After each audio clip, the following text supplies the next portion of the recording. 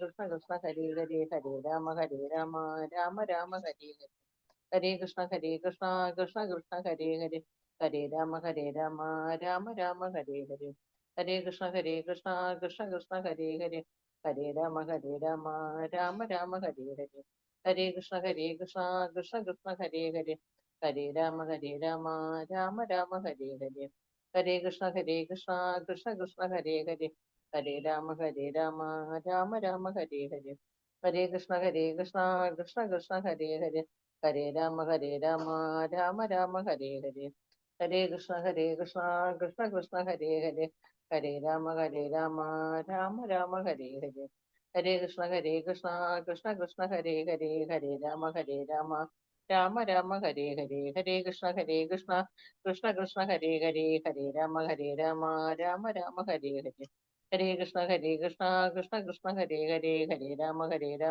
രാമ രാമ ഹരേ ഹരേ കൃഷ്ണ കൃഷ്ണ ഹരേ ഹരേ ഹരേ രാമ രാമ രാമ ഹരേ ഹരേ ഹരേ കൃഷ്ണ കൃഷ്ണ ഹരേ ഹരേ ഹരേ രാമ രാമ രാമ ഹരേ ഹരേ ഹരേ കൃഷ്ണ കൃഷ്ണ ഹരേ ഹരേ ഹരേ രാമ രാമ രാമ ഹരേ ഹരേ ഹരേ കൃഷ്ണ കൃഷ്ണ ഹരേ ഹരേ ഹരേ രാമ ഹരേ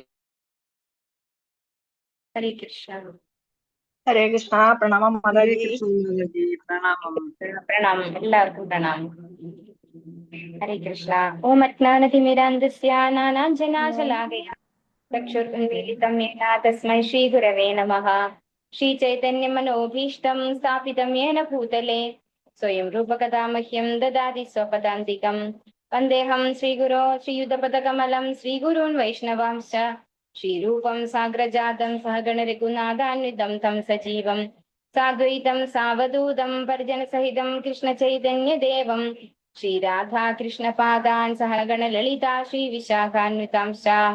നമോ വിഷ്ണുപാദായ കൃഷ്ണപൃഷ്ഠായ ഭൂതലേ ശ്രീമദേ ഭക്തിവേദാന്ത സ്വാമിനിധി നാമിനെ.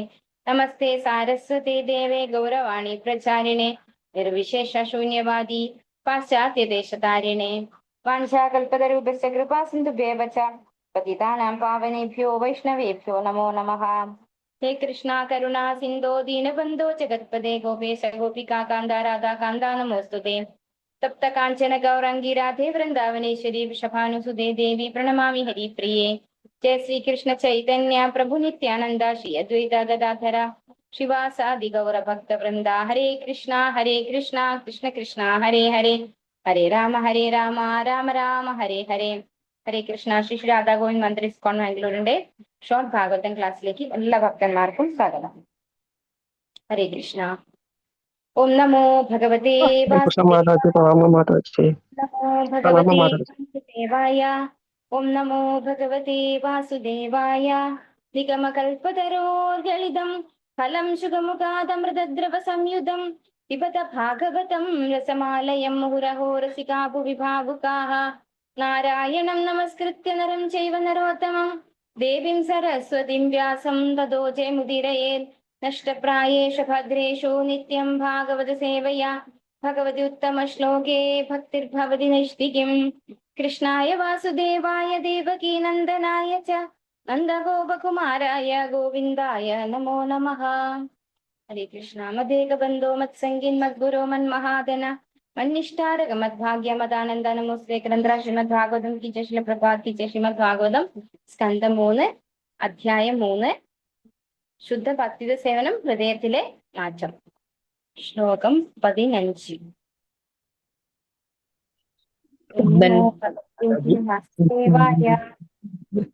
ഭാഗവതോ രാജാ പാണ്ഡവേയോ മഹാരഥഃ ബാലക്രീഡനകൈ ക്രീഡൻ കൃഷ്ണക്രീഡാം യ ആദതേ. ഹരേ കൃഷ്ണ. ഓം നമോ ഭഗവതേ വാസുദേവായ.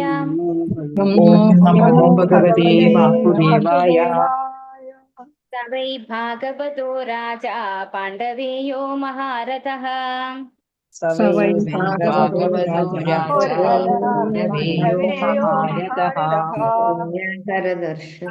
ക്രീഡനകൈ ക്രീഡൻ കൃഷ്ണക്രീഡാം യ ആദതേ.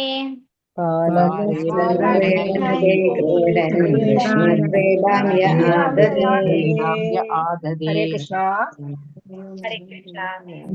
അദ്ദേഹം വൈ തീർച്ചയായും ഭാഗവതഃ മഹാഭഗവത് ഭക്തൻ രാജാ പരീക്ഷിത് മഹാരാജാവ് പരീക്ഷിത് മഹാരാജാവ് പാണ്ഡവേയ പാണ്ഡവരുടെ പൗത്രർ മഹാരഥ മഹായോദ്ധാവ് ബാലനായിരുന്നപ്പോൾ ക്രീഡനകൈഹി കളിപ്പാവകളോടൊപ്പം ക്രീഡൻ കളിക്കുന്നു. കൃഷ്ണ ഭഗവാൻ കൃഷ്ണൻ ക്രീഡാം പ്രവർത്തനങ്ങൾ കർമ്മങ്ങൾ യഹ് ആര് ആദതെ സ്വീകരിച്ചു.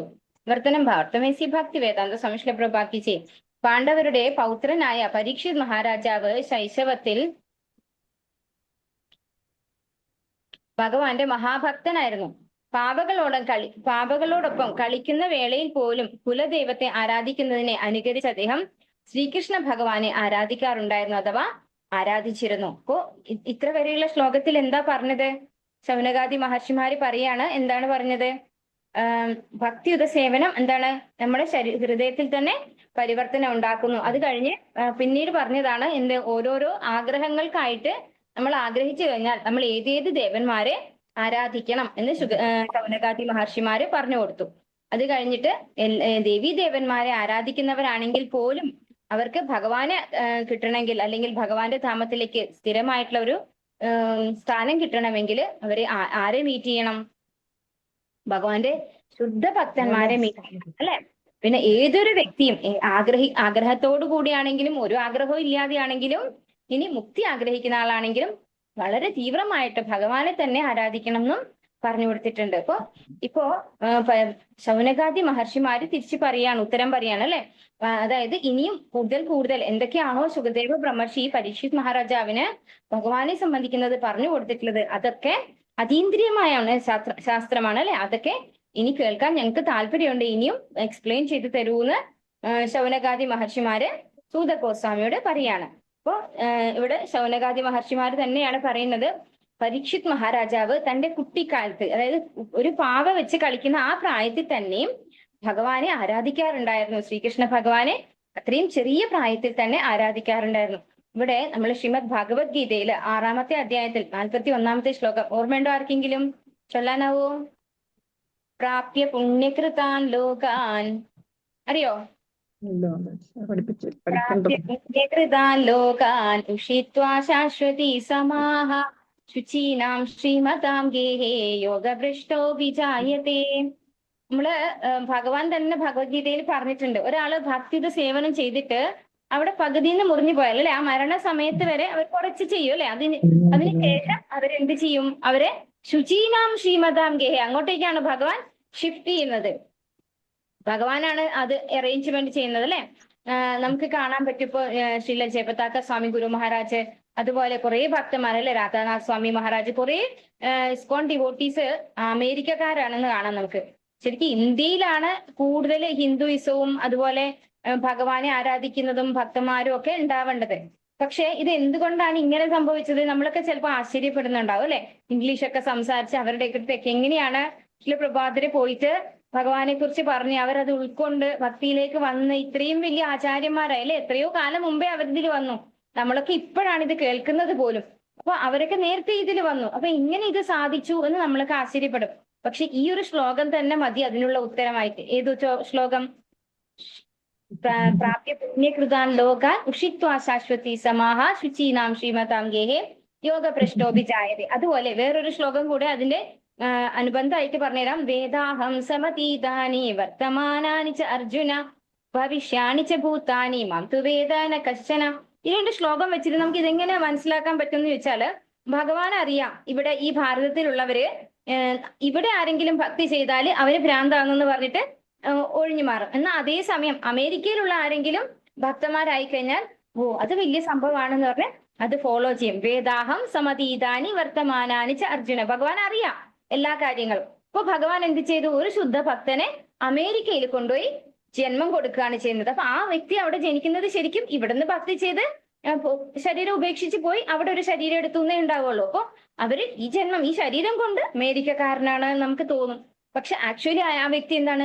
കുറെ വർഷങ്ങളായിട്ട് അല്ലെ കുറെ ജന്മങ്ങളായിട്ട് ഭഗവാന്റെ ഭക്തിയുടെ സേവനം ചെയ്തിട്ടാണ് ഒരാൾക്ക് ഇത്രയും ഉയർന്ന ഭക്തിയിലേക്കൊക്കെ എത്താൻ സാധിക്കുന്നത്. ഒരിക്കലും ആ ഒരു മൊമെന്റില് അല്ലെങ്കിൽ ആ ഒരു ജന്മത്തിൽ മാത്രം ഭക്തിയുടെ സേവനം ചെയ്തിട്ടല്ല അവര് എത്തുന്നത്. അപ്പൊ അല്ലെങ്കിൽ ഭഗവാന്റെ ശുദ്ധ ഭക്തന്മാർക്ക് ഭഗവാൻ അങ്ങനെ ഒരു സ്ഥലത്ത് ഒരു ഡ്യൂട്ടി കൊടുത്തിട്ട് അവർ വരികയാണ് ചെയ്യുന്നത്. അപ്പൊ അതാണ് നമ്മൾ മനസ്സിലാക്കേണ്ടത്. അപ്പൊ ഒരിക്കലും യാദൃശ്ചികമായിട്ടുള്ള അവർക്കൊന്നും കൃഷ്ണാബോധം കിട്ടുന്നത്. അപ്പോ ഇവിടെ പരീക്ഷിത് മഹാരാജാവ് ശുദ്ധഭക്തനാണ്. ആ ശുദ്ധഭക്തന്മാരുടെ ഒരു വീട്ടിലാണ് ജനിക്കുന്നത്, അല്ലെ? പാണ്ഡവരൊക്കെ എങ്ങനെയാണ്? അവരെപ്പോഴും സദാ ഭഗവാന്റെ സേവനത്തിൽ നിരതരാണ്. അർജുനനാവട്ടെ അല്ലെങ്കിൽ യുധിഷ്ഠിരനാവട്ടെ, എല്ലാവരും ഭഗവാന്റെ ഭക്തന്മാരാണ്. അപ്പൊ എല്ലാവരും ഭഗവാന്റെ ആരാധനയുള്ളവരുമാണ്. അപ്പൊ അങ്ങനെയുള്ള പരീക്ഷിത് മഹാരാജാവ് 5 വയസ്സിൽ തന്നെ കുട്ടി എന്ന പാവ കളിക്കുന്ന ആ ഒരു പ്രായത്തിൽ തന്നെ ഭഗവാനെ ആരാധിക്കാറുണ്ടായിരുന്നു എന്നാണ് ഇവിടെ എടുത്തു പറയുന്നത്. ഭാവാർത്ഥം ഇസി ഭക്തി വേദാന്ത സ്വാമി ശ്രീല പ്രഭുപാദ് കി ജയ്. യോഗ പരിശീലനത്തെ യഥാവണ്ണം ആചരിക്കുന്നതിൽ പരാജിതനായ ഒരു വ്യക്തിക്ക് പോലും ധർമ്മനിഷ്ഠരായ ബ്രാഹ്മണരുടെ ഗൃഹത്തിൽ അല്ലെങ്കിൽ ക്ഷത്രിയ രാജാക്കന്മാരുടെയോ സമ്പന്നരായ വ്യാവസായികരുടെയോ ഭവനങ്ങളിൽ ജന്മമെടുക്കാനുള്ള അവസരം നൽകിയിരിക്കുന്നു എന്ന് ഭഗവത്ഗീത 6:41 പറഞ്ഞിരിക്കുന്നു. അപ്പോ ഇതന്നെയാണ് ഞാൻ പറഞ്ഞത്. അതായത് 6:41 നമ്മളെ ഒരു ഉയർന്ന കുടുംബത്തിലേക്ക് ഭഗവാൻ കൊണ്ടുപോയി ഇരുത്തും. അതായത് നമ്മൾ പൂർത്തീകരിച്ചിട്ടില്ല നമ്മുടെ ഭക്തിയുത സേവനമെങ്കിൽ. എന്നാൽ പരീക്ഷിത് മഹാരാജാവ് പൂർവ്വജന്മം മുതലേ മഹാഭക്തനാകിയാൽ അതിനേക്കാൾ ഒക്കെ ശ്രേഷ്ഠനായിരുന്നു. ആയതിനാൽ അദ്ദേഹം കുരുവംശജരുടെ സാമ്രാജ്യ അധികാരമുള്ള കുലത്തിൽ, വിശേഷിച്ചും പാണ്ഡവ കുലത്തിൽ ജാതനായി. അപ്പൊ പാണ്ഡവരുടെ കുലത്തിൽ ജനിക്കണമെങ്കിൽ അത്രമാത്രം ഭഗവത് ഭക്തനാകണം എന്നാണ് പറയുന്നത്. സാധാരണ നമ്മളൊക്കെ ചെയ്യുന്ന പോലെ സാധാരണ രീതിയിൽ ഒരു ഭക്തിത സേവനം ചെയ്ത ഒരു വ്യക്തിക്ക് ഒരിക്കലും കുരുവംശത്തിൽ പോയി ജനിക്കാൻ സാധിക്കില്ല. അപ്പൊ അത്രയും ശ്രേഷ്ഠ വ്യക്തിത്വമായിരുന്നു പരീക്ഷിത് മഹാരാജാവ്. അതുമൂലം ശൈശവത്തിൽ തന്നെ ഭഗവാന്റെ ഭക്തിത സേവനത്തെ കുറിച്ച് സ്വന്തം കുലത്തിൽ നിന്ന് തന്നെ ആഴത്തിൽ അറിയുവാനുള്ള അവസരം അദ്ദേഹത്തിനുണ്ടായിരുന്നു. പാണ്ഡവർ എല്ലാവരും ഭഗവത് ഭക്തരാകിയാൽ തീർച്ചയായും പൂജനീയരായ കുലദൈവങ്ങൾ ആരാധനയ്ക്കായി കൊട്ടാരത്തിൽ ഉണ്ടായിരുന്നു. ഭാഗ്യവശാൽ അത്തരം കുലങ്ങളിൽ ജാതരാകുന്ന ശിശുക്കൾ ബാല്യകാല വിനോദങ്ങളിൽ പോലും അത്തരം കുലദൈവങ്ങളുടെ ആരാധനയെ അനുകരിക്കുന്നു. ശ്രീകൃഷ്ണ ഭഗവാന്റെ അനുഗ്രഹത്താൽ ഞങ്ങൾക്ക് വൈഷ്ണവ കുലത്തിൽ ജനിക്കാനുള്ള അവസരം ലഭിക്കുകയും ബാല്യകാല വിനോദങ്ങളിൽ പിതാവിനെ അനുകരിച്ച് ശ്രീകൃഷ്ണ ഭഗവാനെ ഞങ്ങൾ ആരാധിക്കുകയും ചെയ്തിരുന്നു. രഥയാത്ര, ഡോലയാത്ര തുടങ്ങിയ എല്ലാ ആഘോഷങ്ങളെയും അനുഷ്ഠിക്കാൻ ഞങ്ങളുടെ പിതാവ് ഞങ്ങളെ എല്ലാവിധത്തിലും പ്രോത്സാഹിപ്പിച്ചിരുന്നു. ഇവിടെ പറയുന്നത് ശ്രീല പ്രഭുപാദരുടെ തന്നെ കുട്ടിക്കാലത്തെ കുറിച്ചാണ് പറയുന്നത്. അങ്ങനെ ശ്രീല പ്രഭുപാദരുടെ അച്ഛനും ഒരു വൈഷ്ണവനായിരുന്നു. അദ്ദേഹവും വിഷ്ണു ആരാധനയിൽ മുഴുകിയ ആളായിരുന്നു. അപ്പൊ രഥയാത്ര അതൊക്കെ ആ സമയത്തും ഉണ്ടായിരുന്നു. അപ്പൊ അത് അനുകരിച്ച് അതുപോലെയുള്ള കുട്ടിക്കാലത്ത് കുട്ടി രഥമൊക്കെ ഉണ്ടാക്കി കൊടുത്ത് ഒരു രാധാകൃഷ്ണനൊക്കെ കൊടുത്ത് അങ്ങനെ കുട്ടിക്കാലത്തെ ആ ഒരു രഥയാത്രയൊക്കെ നടത്താൻ കുട്ടിയായിരുന്ന സമയത്ത് ശ്രീ പ്രഭുപാദർക്ക് സാധിച്ചിരുന്നു. ഡോലയാത്ര തുടങ്ങിയ എല്ലാ ആഘോഷങ്ങളെയും അനുഷ്ഠിക്കാൻ ഞങ്ങളുടെ പിതാവ് ഞങ്ങളെ എല്ലാവിധത്തിലും പ്രോത്സാഹിപ്പിച്ചിരുന്നു.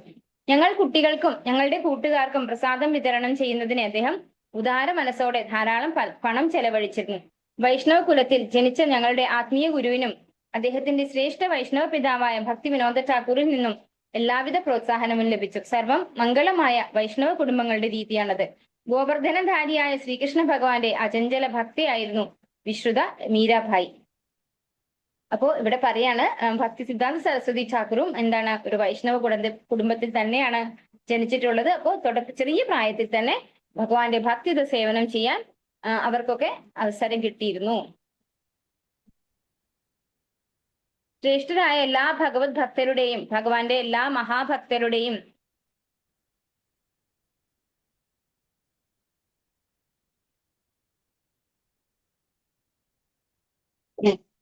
ഭൂലോക ജീവിതങ്ങൾക്ക് തമ്മിൽ സർവദാ സമതയുള്ളതിനാൽ അത്തരം പല ഭക്തന്മാരുടെയും ജീവചരിത്രങ്ങൾ ഏറെക്കുറെ ഒരുപോലെയാണ്. ശില ജീവഗോസ്വാമിയുടെ അഭിപ്രായത്തിൽ പരീക്ഷിത് മഹാരാജാവ് ശ്രീകൃഷ്ണ ഭഗവാന്റെ വൃന്ദാവന ലീലകളെ കുറിച്ച് നിശ്ചയമായും ശ്രവിക്കണം. എന്തുകൊണ്ടെന്നാൽ പരീക്ഷിത് മഹാരാജാവ് അദ്ദേഹത്തിന്റെ കളിക്കൂട്ടുകാരോടൊപ്പം ആ ലീലകളെ അനുകരിച്ചിരുന്നു.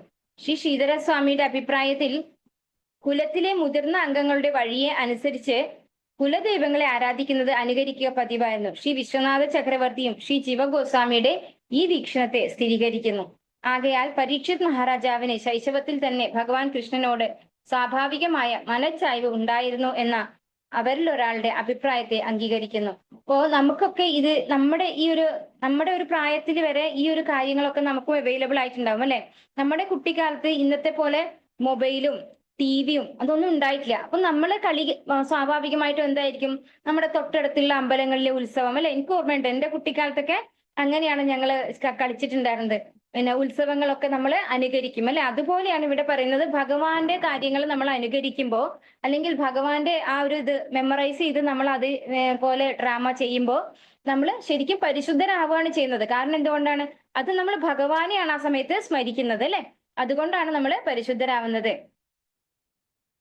അപ്പൊ ഈ ഒരു മനച്ചായ്വ് മഹാരാജാവ് പരീക്ഷത്തിന് ചെറിയ പ്രായത്തിൽ തന്നെ കിട്ടിയിട്ടുണ്ടായിരുന്നു എന്ന് പറയുന്നു. അത് അനുകരിച്ച് അവര് ആ ഒരു എന്താ പറയാ, അച്ഛൻ അല്ലെങ്കിൽ മുത്തച്ഛന്മാരൊക്കെ ചെയ്യുന്ന ആ ഒരു ഭഗവാനെ കുറിച്ചുള്ള ആരാധന, അതുപോലെ വൃന്ദാവന ലീലകളൊക്കെ ഗോപന്മാരുടെ ഒപ്പം ഉള്ളതും ഗോപികമാരുടെ ഒപ്പം ഉള്ളതും ആയ ലീലകളൊക്കെ അനുകരിച്ച് കാണിക്കാറുണ്ടായിരുന്നു കുട്ടിക്കാലത്തെ. അതുകൊണ്ട് തീർച്ചയായിട്ടും അതൊക്കെ ശ്രവിക്കാൻ യോഗ്യനാണ് പരീക്ഷിത് മഹാരാജാവ് എന്നാണ് പറയുന്നത്. മാത്രവുമല്ല അവരെല്ലാവരും ഒരു മഹാഭാഗവതന്റെ ലക്ഷണമായി അദ്ദേഹത്തിന്റെ മഹത് ഭക്തിയെ സ്ഥിരീകരിക്കുകയും ചെയ്തേക്കാം. അത്തരം മഹാഭാഗവതനെ നിത്യസിദ്ധർ അഥവാ ജനനമുക്തരായ ആത്മാക്കൾ എന്ന് വിശേഷിപ്പിക്കുന്നു. എന്നാൽ ജനനത്തിൽ നിന്നും മുക്തരാക്കപ്പെടാത്തവരും അതേസമയം സംസർഗത്താൽ ഭക്തിയുത സേവനത്തിനായുള്ള പ്രവണത വളർത്തുന്ന മറ്റുള്ളവരുമുണ്ട്. അവരെ സാധനാ ഭക്തർ എന്ന് വിളിക്കുന്നു. അപ്പോൾ രണ്ടുവിധം ഭക്തന്മാരാണ്. നമ്മളൊക്കെ സാധനാസിദ്ധരാണ് അല്ലെ.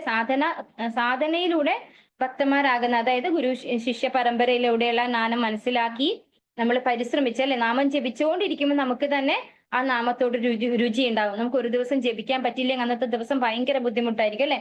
16 മാല ജപിക്കുന്നവർക്കൊക്കെ അത് നല്ല എക്സ്പീരിയൻസ് ആയിരിക്കും. നമ്മൾ എന്നും ജപിച്ചിട്ട് ഒരു ദിവസം എങ്ങനെ, ഇനിയിപ്പോ ഇതാ ഓണം വരാൻ പോവാണ് അല്ലെ, ഓണത്തിനൊക്കെ നമ്മൾ ഫുള്ളി കിച്ചണിലൊക്കെ ബിസി ആയിരിക്കും. അന്ന് ജപിക്കാൻ പറ്റിയില്ലെങ്കിൽ അന്നത്തെ ദിവസം മുഴുവൻ എന്തൊക്കെ വലിയ സദ്യ ഉണ്ടായാലും നമുക്ക് വല്ലാത്തൊരു പ്രയാസം ഉണ്ടാവും അല്ലെ. ജപിക്കണം, ഏതെങ്കിലും ഒരു സമയം ഉണ്ടാക്കി നമ്മൾ ജപിക്കും. അപ്പൊ അതാണ് സാധനാ സിദ്ധർ. അതായത് നമ്മൾ ആദ്യം രുചി ഉണ്ടാവില്ല നമുക്ക് ചെയ്യാനായിട്ട്, നമ്മൾ പക്ഷെ ഫോഴ്സ്ഫുള്ളി 16 മാല ജപിക്കണം എന്നാണ് പറഞ്ഞിരിക്കുന്നത്, അതുകൊണ്ട് അത് ചെയ്യും. അപ്പൊ അങ്ങനെ സാധനാ സിദ്ധർ എന്ന് പറയുന്നു. പക്ഷെ പരീക്ഷിത് മഹാരാജാവാരാണ്? നിത്യസിദ്ധർ എന്ന കാറ്റഗറിയിൽ വരുന്നതാണ്. കാരണം അവര് മുക്താത്മാക്കളാണ്, അവര് ജന്മനാ മുക്താത്മാക്കളാണ്. ഭഗവാന്റെ ഒപ്പം ലീല, നമുക്കറിയാം ഭഗവാന്റെ സഹോദരിയായിട്ടുള്ള സുഭദ്രയുടെ മകന്റെ മകനാണ് പരീക്ഷിത് മഹാരാജാവ് അല്ലെ. തീർച്ചയായിട്ടും പരീക്ഷിത് മഹാരാജാവ് ഒരു നിത്യസിദ്ധനായിട്ടുള്ള വ്യക്തി തന്നെയായിരുന്നു. ആത്യന്തികമായ വിവാദ വിഷയത്തിൽ നിത്യസിദ്ധരും സാധനാസിദ്ധരും തമ്മിൽ യാതൊരു അന്തരവും ഇല്ല. അതിനാൽ ഏവർക്കും ശുദ്ധ ഭഗവത് ഭക്തരുടെ സംസർഗത്താൽ സാധനാസിദ്ധൻ അഥവാ ഭഗവത് ഭക്തൻ ആയിത്തീരാം എന്നാണ് നിഗമനം. അതിന് സ്പർശക്ഷമമായ ദൃഷ്ടാന്തം നമ്മുടെ ആത്മീയ മഹാഗുരുവായ ശ്രീ നാരദ മുനിയാകുന്നു. പൂർവ്വജന്മത്തിൽ അദ്ദേഹം വെറുമൊരു ദാസീപുത്രനായിരുന്നു. എന്നാൽ മഹാഭക്തരുടെ സംസർഗം മുഖേന ഭക്തിയുടെ സേവന ചരിത്രത്തിൽ തന്നെ വിശിഷ്ടവും അദ്വിതീയവുമായ പദവിയിലുള്ള ഒരു ഭഗവത് ഭക്തനായി തീർന്നു. അപ്പോ നമ്മൾ സാധനാസിദ്ധരാണ് എന്ന് പറഞ്ഞ് നമ്മൾ താഴ്ന്നു പോയി എന്നൊന്നും വിചാരിക്കേണ്ടതില്ല. നിത്യസിദ്ധർ ആ ഒരു തലത്തിലേക്ക് തന്നെ നമുക്ക് ഉയരാൻ പറ്റും. എങ്ങനെ? ശുദ്ധ ഭഗവത് ഭക്തന്മാരുടെ സംസർഗത്തിലൂടെ. അതായത് നമുക്കിപ്പോ ചില പ്രഭുപാദരുടെ പുസ്തകത്തിലൂടെ നമുക്ക് പ്രഭുപാദരുമായിട്ട് സംഘം ചേരാൻ പറ്റും. അപ്പോ പ്രഭുപാദർ ഭഗവാന്റെ ഒരു ശുദ്ധ ഭക്തനാണ്. അപ്പൊ ശുദ്ധ ഭക്തന്മാരുടെ സംസർഗത്തിലൂടെ നമുക്കും ശുദ്ധ ഭക്തരുടെ തലത്തിലേക്ക് ഉയരാം. എങ്ങനെയാണോ ഒരു സാധനാ ഭക്തന്റെ ആ ഒരു സ്റ്റേജ് ഇരിക്കുന്നത്, ആ സ്റ്റേജിലേക്ക് നമുക്ക് ഉയരാൻ സാധിക്കും. ഒരു ഉദാഹരണം പറയുന്നത്, പൂർവ്വജന്മത്തിൽ ദാസീപുത്രനായിട്ട് ജനിച്ച നാരദ ബ്രഹ്മർഷിക്ക് പിന്നീടുള്ള ജന്മത്തില് മഹാഭക്തനായിട്ടുള്ള നാരദ ബ്രഹ്മർഷിയായിട്ട് ജനിക്കാൻ അവസരം കിട്ടി. ഓം നമോ ഭഗവതേ വാസുദേവായ. വയ്യാസകിശ്ച ഭഗവാൻ വാസുദേവ പരായണഃ. ഉരുകായ ഗുണോദാരഃ സതാം സുർഹി സമാഗമേ. ഹരേ കൃഷ്ണ. ഓം നമോ ഭഗവതേ വാസുദേവായ. ഓം നമോ ഭഗവതേ വാസുദേവായ. വയ്യാസകിശ്ച ഭഗവാൻ വാസുദേവ പരായണഃ.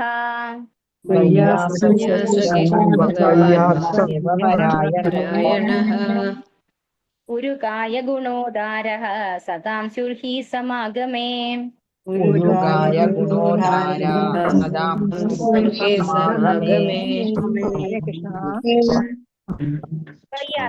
വ്യാസപുത്രൻ ച ഭഗവാൻ അതീന്ദ്രിയനാളത്തിൽ സമ്പൂർണൻ. വാസുദേവ ഭഗവാൻ കൃഷ്ണൻ. പരായണഃ ബന്ധപ്പെടുത്തി. ഉരുകായ മഹാദാർശനികന്മാരാൽ പ്രകീർത്തിക്കപ്പെടുന്ന പരമദിവ്യോത്തമ പുരുഷൻ ശ്രീകൃഷ്ണന്റെ ഗുണ ഉദാരാഹ മഹത് ഗുണങ്ങൾ സദാ ഭക്തരുടെ സ്യുഹു നിശ്ചയമായിരിക്കുന്നു. ഹി പരമാർത്ഥത്തിൽ സമാഗമേ സാന്നിധ്യത്താൽ. വർത്തനം ഭാവർത്തമേസി ഭക്തി വേദാന്ത സംശ്ല പ്രഭാതിച്ചേ. വ്യാസദേവ പുത്രനായ സുഖദേവ ഗോസ്വാമി അതീന്ദ്രനാണത്താൽ പരിപൂർണനും വസുദേവസുതനായ ഭഗവാൻ ശ്രീകൃഷ്ണന്റെ മഹാഭക്തനുമായിരുന്നു. ആകയാൽ മഹാദാർശനികന്മാരാൽ പ്രകീർത്തിക്കപ്പെടുന്ന ശ്രീകൃഷ്ണ ഭഗവാനെ കുറിച്ചുള്ള സംവാദം മഹാഭക്തന്മാരുടെ സമാഗമത്തിൽ നിശ്ചയമായും ഉണ്ടായിരിക്കേണ്ടതാണ്. അപ്പോ നേരത്തെയുള്ള ശ്ലോകത്തില് ശ്രോതാവായിട്ടുള്ള പരീക്ഷിത് മഹാരാജാവ് ഒരു ശുദ്ധ ഭക്തനാണ്, മഹാഭാഗവതനാണെന്ന് പറഞ്ഞു വെച്ചു. ഇനി ആരാണ് പറഞ്ഞു തരുന്നത്? ഗുരു അല്ലെ, ഗുരുവായിട്ടുള്ള വ്യാസാസനത്തിലിരിക്കുന്ന ശുകദേവ ബ്രഹ്മത്തെ കുറിച്ചാണ് ഇവിടെ പറയുന്നത്. വ്യാസപുത്രനായിട്ടുള്ള ശുകദേവ ബ്രഹ്മർഷി അതീന്ദ്രജ്ഞാനത്താൽ പരിപൂർണനും, ഇപ്പൊ പൂർണ്ണമായ അതീന്ദ്രജ്ഞാനമുള്ള ആളായിരുന്നു ശുകദേവ ബ്രഹ്മർഷി. വസുദേവസുതനായ ഭഗവാൻ ശ്രീകൃഷ്ണന്റെ മഹാഭക്തനുമായിരുന്നു. അപ്പോ ഭഗവാന്റെ ശുദ്ധ ഭക്തനുമാണ്. ഭഗവാനെ സംബന്ധിക്കുന്ന ശാസ്ത്രത്തിൽ പരിപൂർണ ജ്ഞാനമുള്ള ആളുമാണ് ശുകദേവ ബ്രഹ്മർഷി. ആകയാൽ മഹാദാർശനികന്മാരാൽ പ്രകീർത്തിക്കപ്പെടുന്ന ശ്രീകൃഷ്ണ ഭഗവാനെ കുറിച്ചുള്ള സംവാദം മഹാഭക്തന്മാരുടെ സമാഗമത്തിൽ നിശ്ചയമായും ഉണ്ടായിരിക്കേണ്ടതാണ്. അപ്പോ ഇത് പറയുമ്പോ നമുക്ക് ഭഗവത്ഗീതയിലെ ഒരു ശ്ലോകം 10ാമത്തെ അധ്യായത്തില് 9ാമത്തെ ശ്ലോകം ഓർമ്മയുണ്ടോ ആർക്കെങ്കിലും? മച്ചിത്താമത്ഗത പ്രാണ ബോധയന്ത പരസ്പരം കഥയന്തശ്ച മാം നിത്യം തുഷ്യന്തി ച രമന്തി ച. രണ്ട് ഭക്തന്മാരാണ് ഇവിടെ മുമ്പിൽ എത്തിയിരിക്കുന്നത് അല്ലെ. ശുകദേവ ബ്രഹ്മർഷി പരിപൂർണ ജ്ഞാനമുള്ള, അതീന്ദ്രിയ ജ്ഞാനമുള്ള ഭഗവാന്റെ ശുദ്ധ ഭക്തനാണ്. പരീക്ഷിത് മഹാരാജാവും നിത്യസിദ്ധർ എന്ന കാറ്റഗറിയിൽ വരുന്ന ഭഗവാന്റെ ഒരു ശുദ്ധ ഭക്തൻ, മഹാഭാഗവതനായിട്ടുള്ള ഭക്തനാണ്. അപ്പൊ ഇവര് രണ്ടുപേരുമാണ് ഒന്നിച്ചെത്തിയിരിക്കുന്നത് എവിടെ? ഗംഗാ നദിയുടെ തീരത്ത് അല്ലെ. ഒരാള് ആചാര്യനായിട്ടും ഒരാള് ശിഷ്യനായിട്ടും. അപ്പൊ അവിടെ എന്താ നടക്കുക? മച്ചിത്താമദ്ഗത പ്രാണ ബോധയന്ത പരസ്പരം കഥയന്തശ്ച മാം നിത്യം തുഷ്യന്തി ച രമന്തി ച. ഭഗവാനെ സംബന്ധിക്കുന്ന കഥകളാണ് അല്ലെ. രണ്ട് ഭക്തന്മാർ തമ്മിൽ ഒന്നിച്ചു ചേർന്ന് എന്താ സംഭവിക്കാം? ഭഗവാനെ കുറിച്ചുള്ള കാര്യങ്ങളാണ് അവിടെ സംസാരിക്കുക. അപ്പൊ അതാണ് ഇവിടെ പറയുന്നത്. മഹാദാർശനികന്മാരാൽ പ്രകീർത്തിക്കപ്പെടുന്ന ശ്രീകൃഷ്ണ ഭഗവാനെ കുറിച്ചുള്ള സംവാദം മഹാഭക്തന്മാരുടെ സമാഗമത്തിൽ നിശ്ചയമായും ഉണ്ടായിരിക്കേണ്ടതാണ്. ഇതാരാണ് പറയുന്നത്? ശൗനകാദി മഹർഷിമാര് സൂത ഗോസ്വാമിയോടാണ് പറയുന്നത് അല്ലെ. ആ ഒരു സംവാദം, അതായത് പരീക്ഷിത് മഹാരാജാവും ശുകദേവ ബ്രഹ്മർഷിയും തമ്മിലുള്ള ആ ഒരു സംവാദത്തെ കുറിച്ചാണ് ശൗനകാദി മഹർഷിമാർ സൂത ഗോസ്വാമിയോട് പറയുന്നത്. അതായത് ശുദ്ധഭക്തനായിട്ടുള്ള പരീക്ഷിത് മഹാരാജാവ് അതായത് ആ ഒരു കുടുംബത്തിൽ ജനിക്കണമെങ്കിൽ അദ്ദേഹം അത്രയും ശ്രേഷ്ഠനായിട്ടുള്ള ഒരു വ്യക്തിയായിരുന്നു. ഇനി ശുകദേവ ബ്രഹ്മർഷിയാകട്ടെ അദ്ദേഹം പരിപൂർണമായ അതീന്ദ്രജ്ഞാനം സിദ്ധിച്ച ആളായിരുന്നു. അങ്ങനെയുള്ള രണ്ടുപേര് തമ്മില് സംവാദം വരുമ്പോ അവിടെ ഭഗവാനെ സംബന്ധിക്കുന്ന സംവാദം തന്നെയായിരിക്കും. ആ വട്ടം ഇസിഭക്തി വേദാന്ത സംശയം. സദാം എന്ന പദം ഈ ശ്ലോകത്തിൽ അതീവ പ്രാധാന്യം അർഹിക്കുന്നു.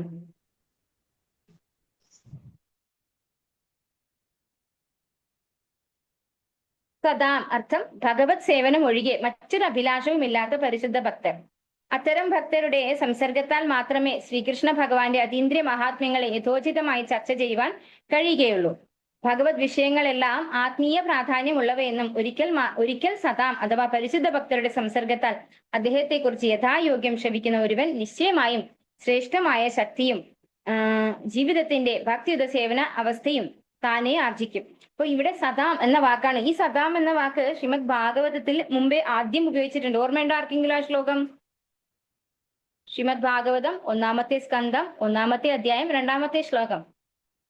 ധർമ്മ പ്രോഞ്ചിതം കൈതഗോത്ര പരമോ നിർമത്സരാണാം സദാം. അവിടെ ഉപയോഗിച്ചിട്ടുണ്ട് സദാം അല്ലെ. ഈ സദാം എന്ന് പറഞ്ഞു കഴിഞ്ഞാല് എന്താ അതിന്റെ അർത്ഥം? ഭഗവാന്റെ ഭക്തിയുടെ സേവനം അല്ലാതെ വേറൊന്നും ആ വ്യക്തിക്ക് ചെയ്യാനില്ല. അതാണ് സദാം. പരിശുദ്ധ ഭക്തർ എന്ന അർത്ഥം വരുന്ന സദാം എന്ന വാക്കിന്റെ അർത്ഥം വരുന്നത് ഭഗവാന്റെ സേവനം മാത്രമേ ആ വ്യക്തിക്ക് ചെയ്യാനുള്ളൂ. അങ്ങനെയുള്ള വ്യക്തിക്കാണ് എന്ത്? വേദ്യം വാസ്തവമത്ര ശിവദം അല്ലെ. നമ്മുടെ ഭാഗവതം ആർക്കാണ് മനസ്സിലാവുക? ഭഗവാന്റെ ശുദ്ധ ഭക്തന്മാർക്കാണ് ഭാഗവതം ഈസി ആയിട്ട് മനസ്സിലാവുക. അതാണ് സദാം എന്ന വാക്കുകൊണ്ട് അർത്ഥം വരുന്നത്. അത്തരം ഭക്തരുടെ സംസർഗത്താൽ മാത്രമേ ശ്രീകൃഷ്ണ ഭഗവാന്റെ അതീന്ദ്രിയ മഹാത്മ്യങ്ങളെ യഥോചിതമായി ചർച്ച ചെയ്യാൻ കഴിയുകയുള്ളൂ. അപ്പോ സത്തായിട്ടുള്ള ആളുകൾക്ക് അല്ലെങ്കിൽ പരിശുദ്ധ ഭക്തരായിട്ടുള്ള ആളുകൾക്ക് മാത്രമേ ഭഗവാനെ സംബന്ധിക്കുന്ന ശാസ്ത്രങ്ങൾ ഡിസ്കസ് ചെയ്യാൻ സാധിക്കുള്ളൂ. അല്ല എങ്കിൽ എന്ത് സംഭവിക്കും? ഇപ്പൊ സദാം ആയിട്ടുള്ള ആളുകൾ അല്ല എങ്കിൽ നമ്മൾ ഒരു വേള ഭാഗവതം പുസ്തകമൊക്കെ എടുത്തു വെച്ച് നമ്മൾ ഇരുന്ന് ഡിസ്കസ് ചെയ്യാൻ തുടങ്ങുമ്പോൾ അടുത്ത ചോദ്യം എന്തായിരിക്കും? മക്കൾ എപ്പോഴാ വന്നേ? അല്ലെങ്കിൽ മക്കൾ വരുന്നുണ്ടോ? അല്ലെ, ഓണത്തിന് എന്തൊക്കെയാ വിഭവങ്ങൾ? ഇതായിരിക്കും ചോദിക്കുക. പക്ഷെ ഭക്തന്മാരാകുമ്പോ എന്താണ്? ചേഞ്ച് വരില്ല അല്ലെ. അവരുടെ സംസർഗത്തിൽ മാത്രമേ നമുക്ക് ഭഗവാനെ സംബന്ധിക്കുന്ന ശാസ്ത്രങ്ങൾ ഡിസ്കസ് ചെയ്യാൻ സാധിക്കുള്ളൂ യഥാർത്ഥ രീതിയിൽ. ഭഗവത് വിഷയങ്ങളെല്ലാം ആത്മീയ പ്രാധാന്യമുള്ളവയെന്നും ഒരിക്കൽ സദാം അഥവാ പരിശുദ്ധ ഭക്തരുടെ സംസർഗത്താൽ അദ്ദേഹത്തെ കുറിച്ച് യഥായോഗ്യം ശ്രവിക്കുന്ന ഒരുവൻ നിശ്ചയമായും ശ്രേഷ്ഠമായ ശക്തിയും ജീവിതത്തിന്റെ ഭക്തിത സേവന അവസ്ഥയും താനെ ആർജിക്കും. അപ്പൊ ഭഗവാനെ കുറിച്ച് ഡിസ്കസ് ചെയ്യുമ്പോൾ കിട്ടുന്നതാണ് എന്ത്? നമ്മുടെ ഉള്ളില് ഭഗവാനോടുള്ള ആ ഒരു പ്രേമഭക്തി അല്ലെ, അത് തനി സ്വയമേവ സ്ഫുരത്യത.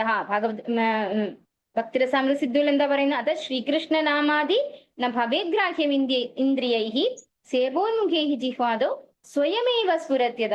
അത് താനെയാണ് വരിക. ഭഗവാനെ സംബന്ധിക്കുന്ന അറിവെന്ന് പറയുന്നത് നമ്മൾ എഴുതി അല്ലെങ്കിൽ ബൈഹാർട്ട് പഠിച്ച് ഒന്നും ഉണ്ടാക്കുന്നതല്ല. നമ്മൾ ഭഗവാനെ സംബന്ധിക്കുന്ന ശാസ്ത്രങ്ങൾ പഠിക്കുകയും കേൾക്കുകയും ചെയ്യുമ്പോൾ നമ്മുടെ ഉള്ളിലുള്ള മാലിന്യങ്ങളൊക്കെ ഇല്ലാതെയായി നമ്മുടെ ഉള്ളിൽ പരമാത്മാവായിട്ടുള്ള ഭഗവാൻ ഉണ്ടല്ലേ, ആ ഭഗവാൻ ഉള്ളിൽ നിന്ന് ചൈത്യഗുരുവായിട്ടും പുറമേ നിന്ന് ആത്മീയ ഗുരുവിന്റെ രൂപത്തിലും നമ്മളെ സഹായിക്കും. അങ്ങനെ നമ്മുടെ ഉള്ളിൽ നിന്ന് തന്നെ നമുക്ക് ഭഗവാനെ സംബന്ധിക്കുന്ന ആ ഒരു ജ്ഞാനം ആർജിക്കാൻ സാധിക്കും. നേരത്തെ വിശദമാക്കിയതുപോലെ പരീക്ഷിത് മഹാരാജാവ് ശൈശവത്തിൽ തന്നെ ഭഗവാന്റെ മഹാഭക്തനായിരുന്നു. ശ്രീ ശുകദേവ ഗോസ്വാമിയും അപ്രകാരം തന്നെയായിരുന്നു. ഇരുവരും ഒരേ തരത്തിലുള്ളവരായിരുന്നു. എന്നിരുന്നാലും പരീക്ഷിത് രാജകീയ സുഖസൗകര്യങ്ങളോട് പരിചിതനായ മഹാരാജാവും അതേസമയം ശ്രീ ശുകദേവ ഗോസ്വാമി ഒരു തുണ്ട് വസ്ത്രം പോലും ശരീരത്തിൽ ധരിക്കാത്ത അത്രത്തോളം ഉത്തമ മാതൃകാപരനായ സംസാര സന്യാസിയുമായിരുന്നു. ബാഹ്യമായി പരീക്ഷിത് മഹാരാജാവും ശ്രീ ശുകദേവ ഗോസ്വാമിയും വിപരീതമായി കാണപ്പെട്ടേക്കാമെങ്കിലും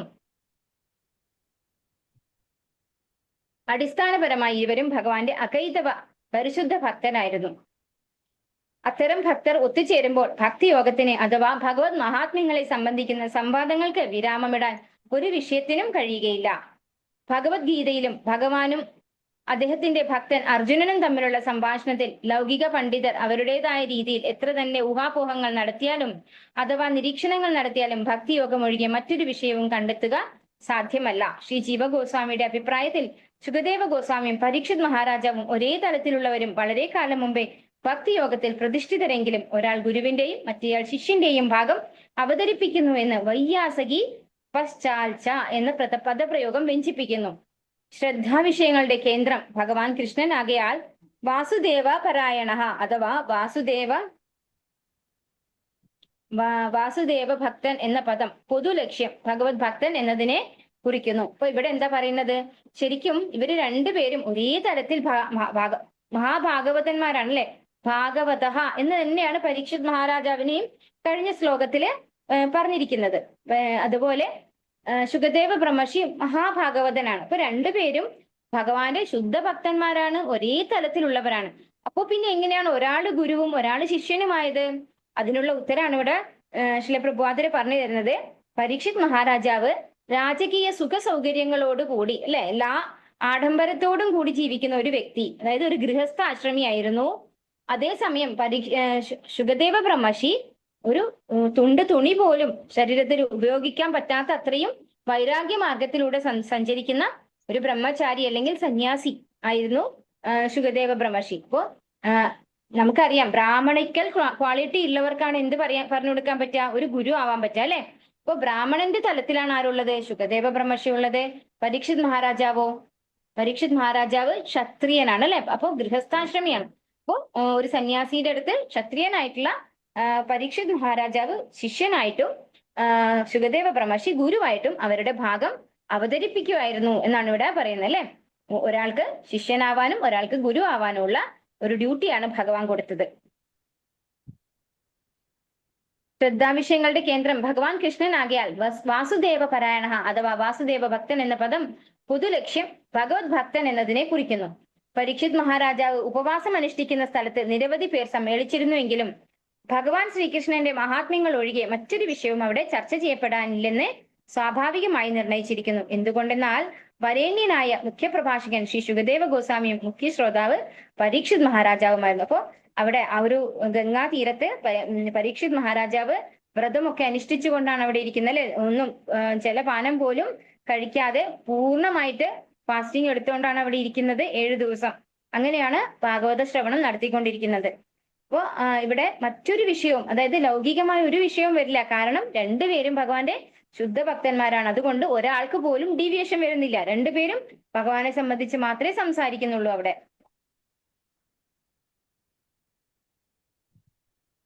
ശ്രീമദ് ഭാഗവതം പ്രഭാഷിക്കുകയും ശ്രവിക്കുകയും ചെയ്യുന്നത് 2 പരമഭക്തന്മാരാകയാൽ അത് പരമദിവ്യോത്തമ പുരുഷൻ ശ്രീകൃഷ്ണ ഭഗവാന്റെ യശഃ പ്രഖ്യാപനത്തിന് ഗുണവർണ്ണനത്തിന് മാത്രമാണ്. അപ്പോ നമ്മള് ഭഗവത്ഗീത ഉപദേശിക്കുന്ന സമയത്ത് നമ്മൾ കണ്ടു ഭഗവാന്റെ ശുദ്ധ ഭക്തനാണ് അല്ലെ. 4-ാമത്തെ അധ്യായത്തില് അർജുനനോട് ഭഗവാൻ പറയുന്നുണ്ട്, നീ എന്റെ സുഹൃത്തും ഭക്തനുമാകയാൽ നിനക്ക് ഭഗവത്ഗീത ഞാൻ പറയുന്ന ഇത് പറഞ്ഞാൽ മനസ്സിലാകും, അതുകൊണ്ട് ഞാൻ പറഞ്ഞു തരാം എന്ന് പറയുന്നുണ്ട്. അപ്പോ ഭഗവാന്റെ ശുദ്ധ ഭക്തന്മാർക്ക് മാത്രമാണ് എന്ത് സാധിക്കുന്നത്? ഭഗവാനെ കുറിച്ച് പറഞ്ഞാൽ മനസ്സിലാക്കാൻ സാധിക്കുന്നത് അല്ലെങ്കിൽ ഭഗവാനോട് പ്രേമഭക്തി ഉണ്ടാവണം. അങ്ങനെയുള്ളവർക്ക് മാത്രമേ ഭഗവാനെ സംബന്ധിക്കുന്ന ശാസ്ത്രം മനസ്സിലാക്കാൻ സാധിക്കുള്ളൂ. അപ്പൊ ഇവിടെ രണ്ടുപേരും, ശുകദേവ ബ്രഹ്മർഷിയും അതുപോലെ പരീക്ഷിത് മഹാരാജാവും, രണ്ടുപേരും ഒരുപോലെ ഭക്തന്മാരായതുകൊണ്ട് അവിടെ ഭഗവാനെ സംബന്ധിക്കുന്ന ശാസ്ത്രം മാത്രമേ ഡിസ്കസ് ചെയ്യുള്ളൂ. ഒരു കാരണവശാലും ലൗകികമായ യാതൊരു കാര്യവും അവിടെ വരുന്നില്ല. രണ്ടുപേരും ഭക്തന്മാരാണ്, അതുകൊണ്ടാണ് അവിടെ പറഞ്ഞിരിക്കുന്നത്. ഹരികൃഷ്ണ. വാഞ്ചാകൽപതരുഭ്യശ്ച കൃപാ സിന്ധുഭ്യവ ച പതിതാനാം പാവനേഭ്യോ വൈഷ്ണവേഭ്യോ നമോ നമഃ. अनंत कोटि वैष्णव वृंद की जय, श्री प्रभुपाद की जय, गुरु महाराज की जय, निताय गौर प्रेमानंदे. हरि हरि बोल. हरे कृष्णा. सर्वं श्री कृष्णार्पणमस्तु.